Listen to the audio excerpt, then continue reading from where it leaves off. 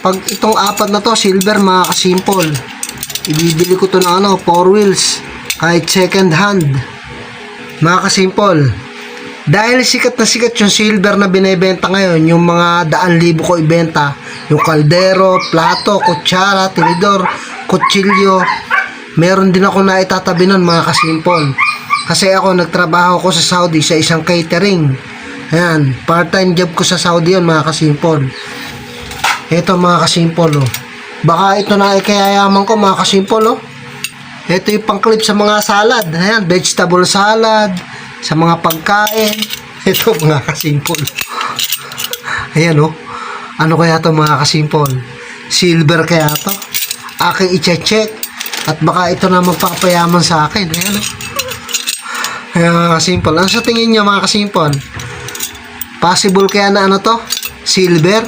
Aba, mabigat to mga kasimple, no? Kung mga kalahating kilo, meron to. Kasi part-time job ko sa Saudi yun. Matagal ako nag-part-time doon, mga 5 taon yata. Eh dahil usong-usong ngayon yung binibentang mga silver, yung kaldero, pinggan, plato. So naisipan ko tong halongkatin mga kasimple. Ayan, no? Marami to mga kasimple. Ayan, no? Oh. Nako, ano pala to? Ano pala to? Brand ng ano pala to? IKEA. Yung iba. Eto mga kasimple. Paano ba nalalaman nyo kung silver? Ayan, oh. Eto, may pag-asa ako rito mga kasimple. Tinitingnan ko yung mga tatak. Pag itong apat na to, silver mga kasimple, ibibili ko to ng 4 wheels, kahit second hand. Ayun mga kasimple, oh.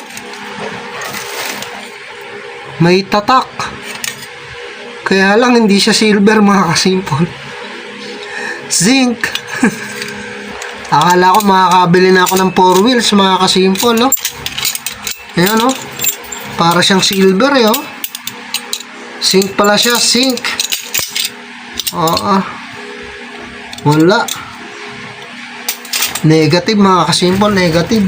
Negative yung ating ano, silver. Aray mo.